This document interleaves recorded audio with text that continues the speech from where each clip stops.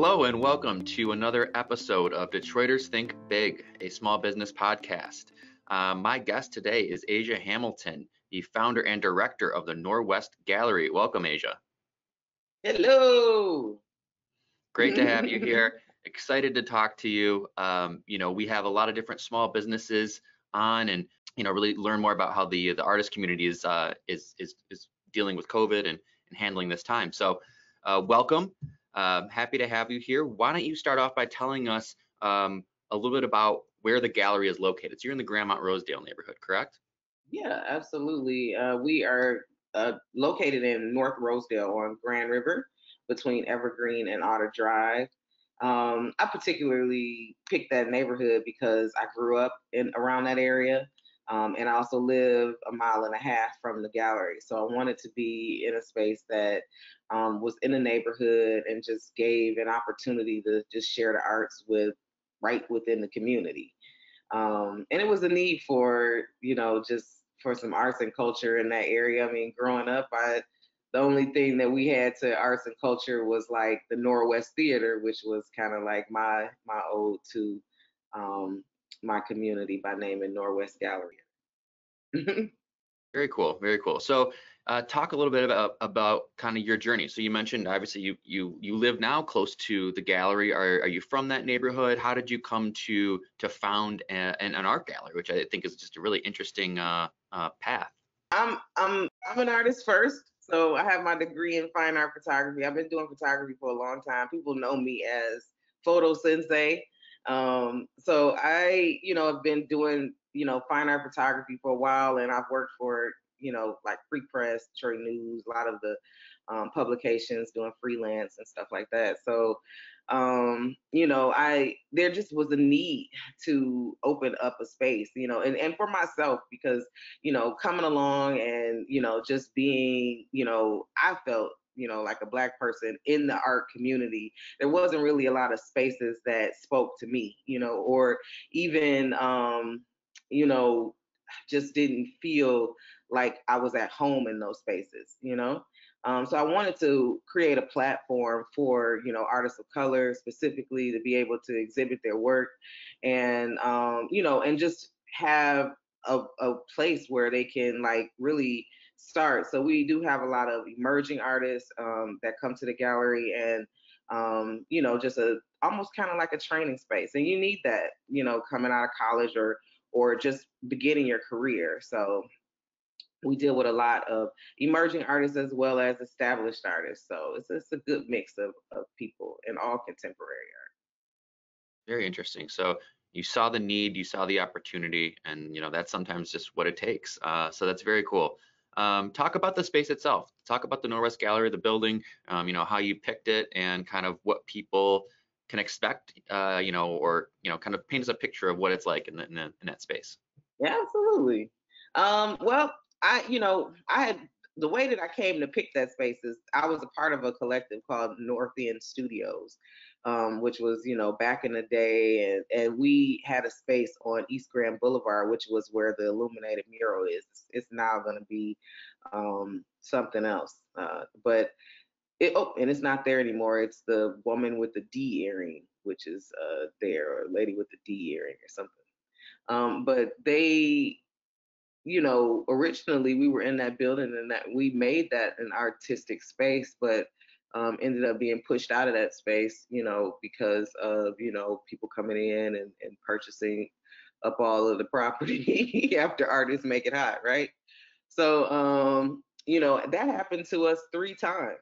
And after the 3rd time, I said, you know what? I think I'm going to just go back to, my roots where I grew up at and where I live, and look for a space in that area. And I always, Rosedale Park is a thriving community. I mean, through all of the city bankruptcy and all of that, I mean, there's long standing residents in that neighborhood. So it just seemed right to be in that area. So I started looking for a space, and I found that space, but originally it didn't have anything available. I mean, there was something available. The place that I'm in was available, but it was it needed to be completely redone. And after putting like a furnace and some other things in other buildings, I was like, I don't want to do that again. So we ended up, I just kind of, shelved it for a while, and then I got a call from Grandma Rosedale Development Corporation asking if I wanted to partner on a project, and I was able to acquire that space, the same exact space, completely renovated. That's how you know God is involved. When you have a desire for something, and it is meant for you, it just happens that way. It will come to you. So I'd like to thank God for for that space, and yeah. So tell us a little bit about the space. So it's Yeah. just open gallery. Is there kind of some hangout space? I'm obviously, COVID It's times aside. yeah, it's a 1,200 square foot space. It's not really a super large space, but I've never been I never needed such big spaces. You can make a huge impact with a very small space. So, and then when you got all that space there, you got, it's too much space. So, but Okay. anywho, but we show all like contemporary art, but we do all kinds of things in the gallery. I mean, we've had plays, we've had live music, done poetry, we've had live performances, like more performance art. We've done installation work. So the gallery transforms, and it's really an experience. Coming from just a very diverse background in art. Like everything from glass blowing to pottery or whatever. It's and seeing you know so much. I wanted to be able to bring all of that to that space, and so that other people can experience what I experienced going through my art journey. So, we've had artists in the gallery from, South Africa, all the way from Iran. So we've had artists from all over exhibit in the space, or, just use it as a platform to share about their work or their experiences. Now, do you curate all of the art that's in the gallery? Do you handpick the artists Sometimes, for the and most part, I curate a lot of the shows, but coming up this year, we are doing guest curators, which I'm really excited because that gives Asia a break.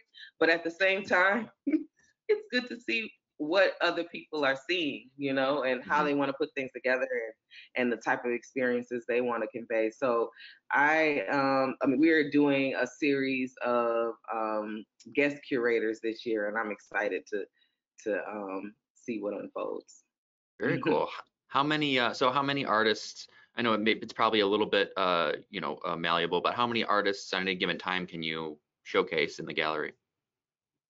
The last exhibit we had 12 artists. Originally we were doing like it was like 20 artists or something like that, but I found that having like those huge group shows, you're not really able to see and experience. And I was like, it's just like having one Eminem. Okay. Okay. Which nobody does. That's not a thing Right, that right. Or you're just gonna get one cheese it. You know what I'm saying? Like it's not going down. You gotta right. be able to experience the whole bag. So Right, or just one work from an artist. It's hard because you can't just take one work and judge a whole artist based on that. You need to kind of understand the body of their work. absolutely, absolutely. So we've cut it down. It could be as small as one person or three people to 10 people, and that's really our max when it comes to exhibits at that point. At that point, yeah. So how many local artists, and how do you kind of talk to me a little bit about how you kind of focus on trying to find local, Detroit-based artists for the gallery as well? Well, I use Instagram a lot. I'm from the new age. I'm from the old school, but I had to get hip to the new age, right? So I use Instagram a lot, and people who display their work, which I'm, guilty of. Sorry, photo sensei people, I don't really show enough of my own work. But artists, they post constantly what they're doing, and their new work and stuff like that. So I go to Instagram and I will DM you and say, hey, I like your work. You know, check us out. Here's the website. Why don't you send us a CV and something I'd like to know more about, about your work if you're interested in exhibiting in the gallery. So that's a good way for me to meet people, and that's a great way to meet people internationally. We are bringing contemporary art from all over the world right to Grandmont Rosedale. I mean, that's lit.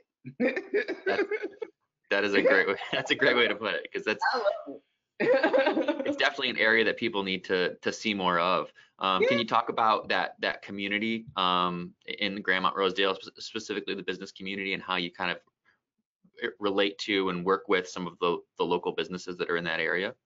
absolutely. We just recently did a project called Detroit Window Design Classic, which is a window design competition, but it also gives the businesses more foot traffic. It gives them an opportunity to be able to have their products displayed in extremely artistic ways. And then it gives the people an opportunity to just kind of really explore businesses that they might not have just went in. I know I've drove up and down Grand River a bajillion times, and there's many businesses along the Grand River corridor, and that I just didn't even think to stop in. So we're bringing attention to those small businesses through Window Design Classic. We did um, our first outdoor exhibition of windows in September, and we'll be doing it again next year. And hopefully, it'll be like a year-long thing where we're kind of getting the businesses involved.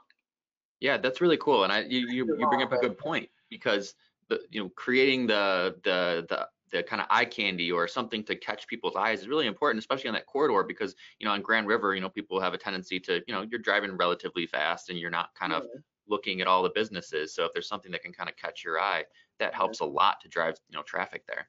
Absolutely. And then we had, we got a pretty significant crowd during the opening, and, a lot of people, walking around and checking out stuff. And that makes other people want to stop too. They be looking like, what they doing?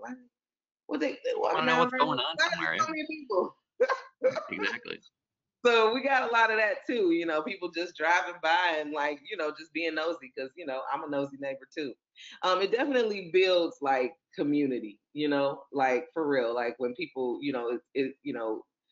it's an opportunity to discuss and talk to strangers, you know, which isn't very popular in other cities. Detroit people will talk to you. Yes, they will. They'll be like, "What up? I'm gonna tell you my life story," and then see you later. It's just like it's a lot. So there's definitely a lot of friendships, new acquaintances, and things being built through the gallery.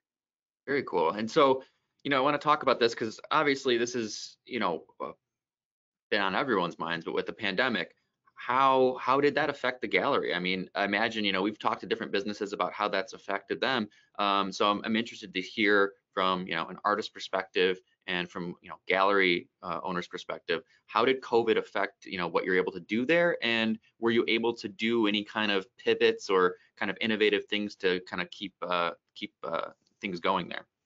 Yeah. Originally, when we first shut down, I thought it was kind of like a joke, to be honest. You know what I'm saying? Like, I was like, they gonna close the city down? That's crazy. Oh, I can't wait to sleep all night. You know what I'm saying? Just, I thought it was a joke, and then it got very real. My mom ended up catching COVID, and she ended up passing from the virus as well. And at one point, I, caught it from, I don't know if it was from her or if I gave it to her, or I don't know what happened.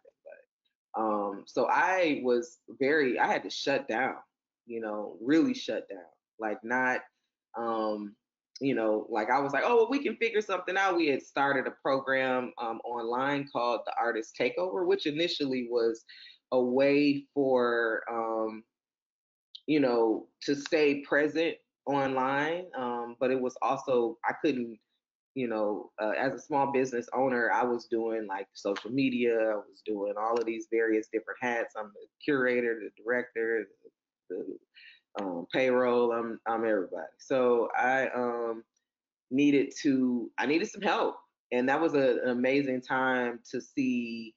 the community rally around and make sure that the gallery had what it needed. We did the Artist Takeover. We had 12 Detroit artists specifically, Black artists specifically, who curated our social media and created some amazing, really, really amazing content. Shouts out to all of the artists that did the Artist Takeover. You can still see it on our Instagram page. We had like hundreds of thousands of views during that time, which was phenomenal, and just was an incredible reach with all of the artists that was involved. And then, initially it was like, okay, well, we're not doing in-person exhibits. We're not, the space is also a space where, you can rent the space to do things. So a lot of our, money was based on rentals. So we couldn't do any rentals. We even had to cancel rentals, which took money away. So, we were in danger, of maybe losing the space, or being so far behind that eventually we might have went out of business. So we did a fundraiser, which is still up, that we reached out to the community, and so far we've been able to raise $14,000 to go towards the programs and overhead costs for the gallery for forever, for this year or beyond, however long it lasts. Yeah, talk about that fundraiser. I want to make sure you get the proper plug-in for that. So talk about what you're doing, how people can support that. Yeah, it's just an opportunity for you all to, the give to the gallery so that we can give back. At this point, we have been able to receive grants and some things that, through the government. But now, initially, it was really to keep the lights on. And since we've been able to establish that and get that taken care of, we are also using it now to give back to artists and, those who are in need specifically during this time. I mean, it's a rough time for artists. That's one of the first things that that people are like cutting back on if they're trying to save money. They're like, well, I don't need to really buy no art right now, or I don't need to go out anywhere, or I can't go out anywhere and see anything, or I can't experience anything. So, we are still, we still have our fundraiser going so that we can support our programs coming up for the 2021 year, as well as support our local Detroit artists. Yeah, absolutely. And you made a really interesting point early on in the conversation that I want to come back to and talk about supporting artists, because you said you had to move the gallery several times, and there's this tendency where you're absolutely right. Artists come in and make an area cool. They they're very much the early adopters, the first people in an area that it doesn't have a lot of attention. Then they create this cool space. They create this center of gravity, and then of course the money comes in, and they're the first people to get pushed out. So it's a kind of a big question, but how do we be better with that? How do we make sure that artists, when something is blossoming, developing, when there's becomes money flowing into an area or a project or a building, how do we make sure that we're not pushing the people who created that out? We have to really educate people on finances and in how they can stay a part of the game.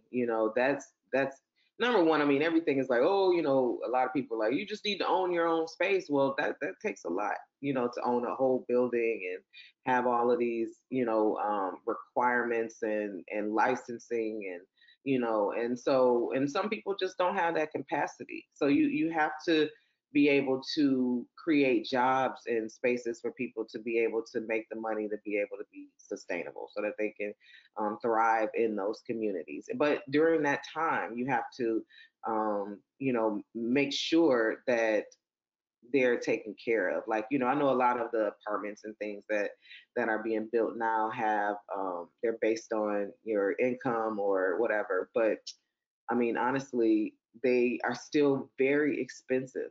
I was looking at a 1 bedroom in Midtown, and it was it was like $1,600, and that was with the what is it called? I forgot what it's called. It's like a economic help situation. I forgot what it was called, but we have to. It has to be. We have to be honest, and not greedy, and allow people to to be able to make the steps so that they can get to the point where they can pay $1,600 and take care of their family. You know, so Absolutely. mm, I imagine a lot of local artists, especially, but artists broadly, they aren't not full-time artists. They probably also have other side hustles or 9 to 5s or things like that. So, I imagine the pandemic has been really hard on the artistic community as well. yeah, definitely. And having that side hustle, whew, I have so many hustles. I have to say, stop it. I'm still a full Yeah, time photographer. I had yeah. I a was gonna ask, before. are you still working, I with your craft? Yeah, for a minute I had just, again, I had to kind of slow things down, but as soon as I was able to pick them back up, it was back to work. The gallery is my heart. You know what I'm saying? It's the space that's needed. I don't think I ever was like, it wasn't like a dream at the beginning, like, oh, I want to be a curator. Well, I did want to be a curator, but I just thought I would be a curator at a museum or something like that. I didn't think it would be an art gallery space, my own space. So, it just, there was a need for it, and having spaces like that for the artists. So during this time, during COVID, and it's hard on the artists, but we got to keep thriving. Is the gallery able to be open now? We are not open to full capacity. We just do, like, we have appointments, and we only allow so many people in the gallery. So, and we haven't did an opening in the space since which that was like, well, we had the window design class, but that was outside. So now that it's cold, we've been moving a lot of our things online, and if you want to see the art in person, you have to make an appointment. Okay, but so you could also go online and see some of the artwork that's in the Yeah, gallery? Okay, that was where can people go? Where can people go do that? Yeah, you can see all of the art on our website at norwestgallery.com, or you can check out our Instagram or Facebook. All of those things are at Norwest Gallery. So norwestgallery.com, we have our current exhibit up. It's Beautiful Ladies by Donna Jackson, who is now managing the gallery while I'm in sunny Arizona. I'm in Arizona right now. That's Um, awesome. But you still have the Detroit is the New Black shirt on, so no, you're I'm you're you're always representing. representing the D. You better believe it. And they're like, "Oh, aren't you blessed because you're here because the sun is shining?" I'm like, "How dare you say such a thing?" Whatever. I have to go back. You know.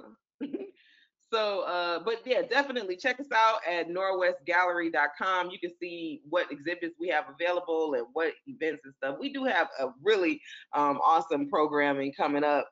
We're going to be partnering with the DIA for, Black History Month in February. That is also our anniversary month. So we have some really cool stuff coming up for 2021. And so I'm excited about that. And hopefully activating the gallery again in 2021, It would right? be lovely to do things in person again. I do miss human contact. Well, hopefully we'll be back to that sooner rather than later. Yeah. That's amazing. And back to all the cool stuff that's happening in Grandmont Rosedale. Do you want to shout out any specific businesses in your area? Man, so many. We got Juicing with Jive, which is a juice bar that's right next door to the gallery. That's called Pressed, actually. Juicing with Jive is her Instagram handle. Gotcha. But then we got Page's Bookstore. It's an amazing bookstore that's right next door to the gallery. Orson's Collision, right directly across the street. Cuts Lounge, which is a lounge and a haircut space, so you can have an event in that space, or you can get your hair cut. What you want to do? Or There's you can so get your hair cut for the event later. right. Then we also have Detroit Vegan Soul, So the area, and it's a new bar and lounge that's just being built down the street. It's H&M Style Lounge. So I can't wait to get in there and shake a tail feather. That's going to be exciting. We need more spaces to dance and listen to good music and just really enjoy ourselves because life is too short. Absolutely, and it's been a tough year, so we're looking forward to all that in 2021. So let's hope we are able to do that soon. Well, it was great to have you on, Asia. I really enjoyed talking to you. Thank you for having me on. I love talking. So I hope, yeah, everyone just go to Norwest Everything Instagram website. You've got the Yes, fundraiser going on. yes, and that's Norwest. That's Norwest Gallery. Yes, exactly. We should make sure. Yeah, Norwest Gallery. Support local, buy art. You know, I just encourage everybody to check it out and see all the cool things you're doing. So thanks again for being here. Enjoy your time in Arizona, and we'll see you back in the D soon. All right, thank you.